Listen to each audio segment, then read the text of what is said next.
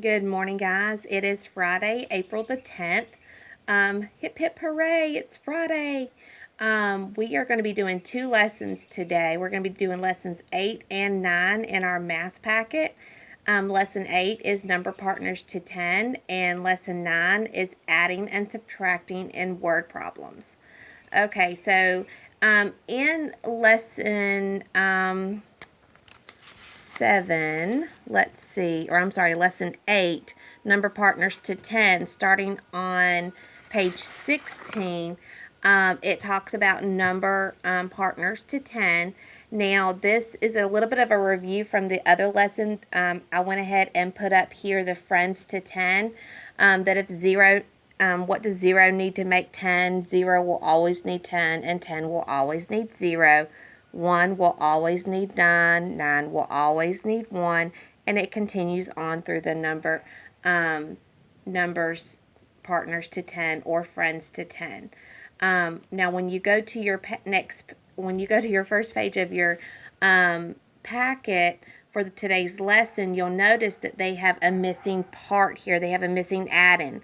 So they're asking, what does 1 need to get to 10? Or what does 8 need to get to 10? And then you can just draw those circles there to find those missing friends to 10.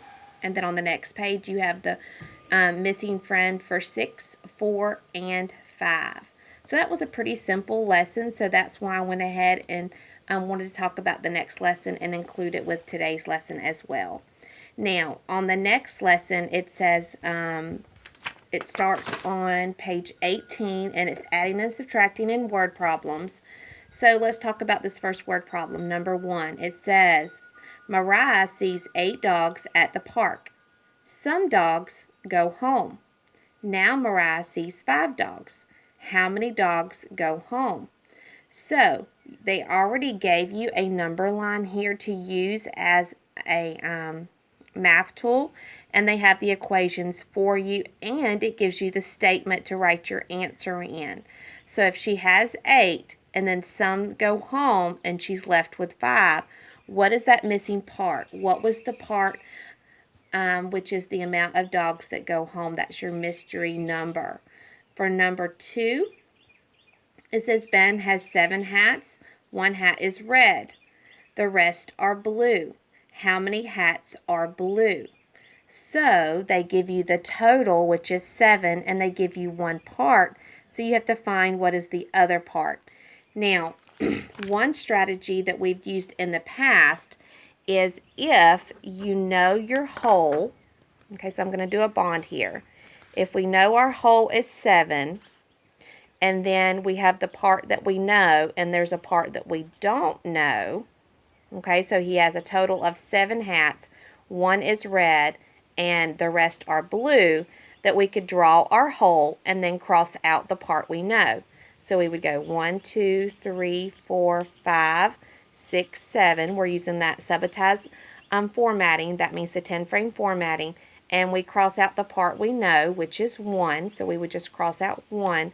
And then that means that the other 6 hats here are the ones that are blue. So we would fill in our number bond here. Oh, and my marker's not wanting to work.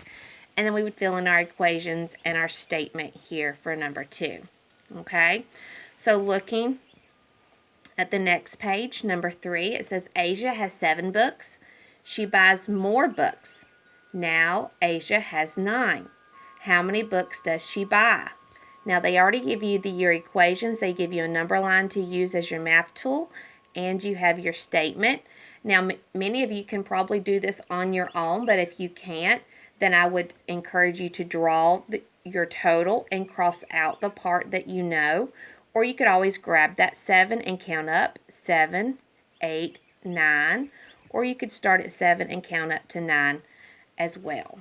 Okay, so let's look at number 4. It says Jake has 8 games. He gives some away. Now he has 3 games. How many games does Jake give away? So you could start at 3 and count up to 8. Or you could start at 13, or I'm sorry, you could start at 8 and count back 3 to find your missing part. Now, these equations are pretty simple. They're not very complicated. So if you wanted to do some other word problems that might have, instead of 8, you could change it to 18 or 28. That would be a lot of dogs that someone would see at a park. It must be a dog park if there were that many. And then you could change 5 to 15. Okay, you can always change these numbers and not give your child the equations, but you could give them a tool like a math number line that you can make on a piece of paper, or a hundreds chart if you had access to one of those. I do know in the packets going home next week, your child will have their I'm sending home their name tag, which has a ruler, it has a number line, and it also has a small hundreds chart that your child could use to use as a math tool. So I hope you guys enjoyed the lesson. I hope you guys have a great day.